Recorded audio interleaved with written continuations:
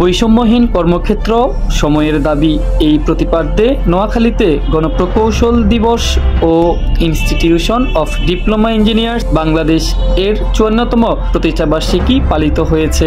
সোমবার বেলা 11টায় নোয়াখালী জেলা প্রশাসক কার্যালয় সম্মুখে institution of diploma engineers Bangladesh নোয়াখালীর আয়োজনে অনুষ্ঠানটির উদ্বোধন করেন নোয়াখালীর জেলা প্রশাসক খন্দকার ইশতিয়াক আহমেদ।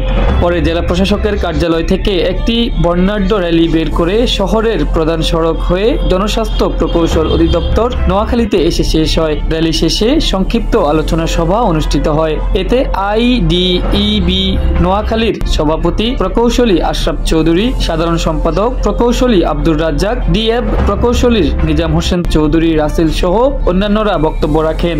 বাংলাদেশ 24-এর গণ অভ্যুত্থানে যেই চেতনা নিয়ে স্বাধীন হয়েছে, এই স্বাধীনতার মূল মন্ত্র হচ্ছে বৈষম্যহীন একটি প্রকৌশল সেক্টর। এই বৈষম্যহীন প্রকৌশল সেক্টরকে যদি নেতৃত্ব দিতে হয় তাইলে আইডিবিকে আমরা শক্তিশালী করতে হবে। আইডিবির মাধ্যমে সরকারের কাছে আমরা একটাই বার্গেনিং প্রতিষ্ঠান যারা আইডিবির সাথে সরকারের সাথে লিয়াজো মেনটেন করে ইঞ্জিনিয়ারদের কি সমস্যা, দেশের কি সমস্যা, এগুলা উপস্থাপন করার একটাই জায়গা। আমরা যখন কোন আন্দোলনে ডাক দেব, যে কোনো মূল্যের বিনিময়ে যে যেখানে যে অবস্থায় থাকেন, আমাদের কোনো দল নেই, আমাদের কোনো বর্ণ নেই, আমাদের কোনো ধর্ম নেই, আমাদের একটাই পরিচয় ইনস্টিটিউট অফ ডিপ্লোমা ইঞ্জিনিয়ার্স বাংলাদেশের পতাকা এবং এটা একটা অরাজনৈতিক সরকারি সংগঠন। এই সংগঠনে যে কোনো মূল্যের বিনিময়ে আমরা অক্ষুণ্ণ রাখবো।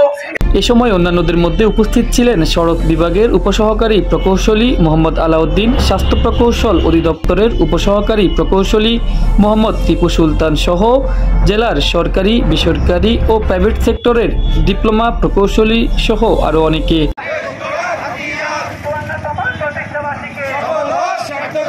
আইডিবির প্রতিষ্ঠাবার্ষিকী